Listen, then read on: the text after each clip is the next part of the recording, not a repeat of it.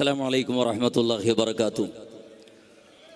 ಭಾರತೀಯ ನಾಗರಿಕ ಪ್ರಜೆಗಳಾದ ನಾವು ಭವ್ಯ ಭಾರತದ ಬಲಿಷ್ಠ ಸಂವಿಧಾನವನ್ನು ತಪ್ಪದೆ ಪಾಲಿಸುವವರು ಮತ್ತು ಅದನ್ನು ರಕ್ಷಿಸುವ ಜವಾಬ್ದಾರಿ ಉಳ್ಳವರಾಗಿರುತ್ತೇವೆ.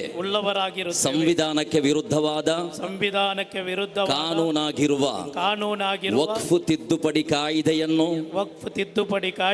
ಹಿಂಪಡೆಯುವ ಸಲುವಾಗಿ ನಮ್ಮ ಹೋರಾಟವನ್ನು ಮನಸ ವಾಚ ಕರ್ಮನ ಮುಂದುವರೆಸುವೆವು. ಅನುವಂಶೀಯವಾಗಿ ಭಾರತೀಯರಾಗಿ ಜನ್ಮ ಪಡೆದ ನಾವು ಪರಂಪರಾಗತ ಭಾರತೀಯ ಬಹುಸಂಸ್ಕೃತಿಯಲ್ಲಿ ನಂಬಿಕೆ ಇಟ್ಟು ಭ್ರಾತೃತ್ವವನ್ನು ಉಳಿಸಿ ಬೆಳೆಸಲು ಕಟಿಬದ್ಧರಾಗಿದ್ದೇವೆ.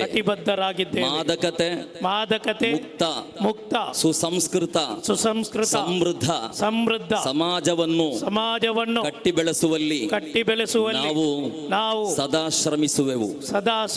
ಕಾನೂನು ಬಾಹಿರ ಸಮಾಜಘಾತುಕ ಚಟುವಟಿಕೆಗಳನ್ನು ಬಲವಾಗಿ ವಿರೋಧಿಸುವೆವು.